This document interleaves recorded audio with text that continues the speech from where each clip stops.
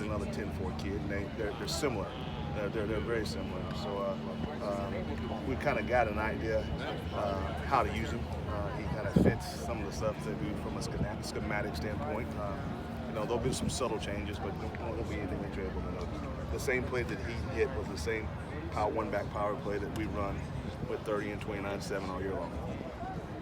For him, is it just a matter of experience, kind of rounding into form? For 23? Yeah, in order to be able to use that speed and all that raw ability. Yeah, a little bit. I mean, it's a lot that factors into that. You know what I mean? It's not only is it IDing the protection, okay, but at 179, 181 pounds, going and blocking at 235 linebacker running through, that could be asking a lot, sure. Especially when you're sitting with having 2-3 quarterbacks available. One missed block, you know what I mean? Mm-hmm. Or one time that the linebacker takes him and sits him in the quarterback's lap.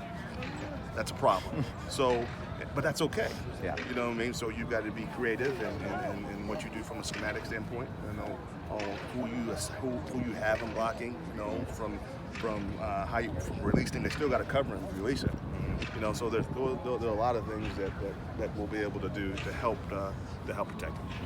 If I remember correctly, I think in camp you mentioned that you had heard how he might have trouble running between the tackles, but you felt like he actually did that better than I did. repetition. Yeah, I did. I think he's a very coachable kid, and the thing that and again, not knowing the kid, not recruiting the kid. Yeah.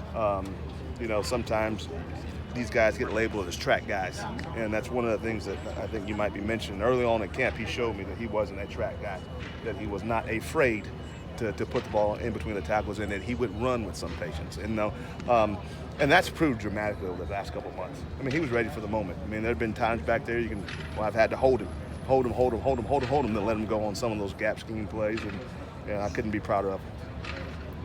You wish it all that you played him any earlier in the year? No, everything worked out the way it was supposed to be. He played when he was ready to play. And to be honest with you, not that it's anybody's business, but he was about the Arizona game from 3 months ago was about the time we were going to get that kid in the ball game. And really what we wanted to do, the only thing that could be unfortunate about this situation, depending on how long the rest of these guys are out, it could eat up a red shirt.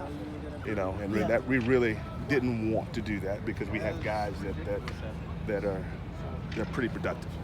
What's the mindset about wanting to save the red shirt on a skilled player as opposed to? Hey, the mindset, number one, you got to win games.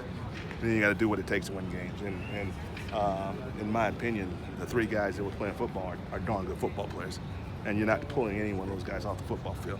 When you're going to take that kid and you're going to let him develop. And you're going to try to get him touches, kind of like we got him last night, in 4 games. And he's it's invaluable moving on to next season.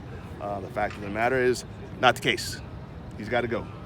Let's do one more. Have you seen Vi and Steven kind of mentor him along? Our room's awesome. And that's one of the reasons why I think that everyone that's had the opportunity to go up and take a bigger role, whether it was by starting for the very first time, Steven handling coming off the bench and being a role player, Keith stepping up and having those guys have mentored each other, and everybody that had the opportunity coming in and excelled. I think Quincy will do that again. It was unfortunate that he fumbled on the first play, and Double D can get it done too. So while it was a little bit of a long night, not a sleepless night, we've still got some guys that can get it done. Thank you, Coach. Thank you.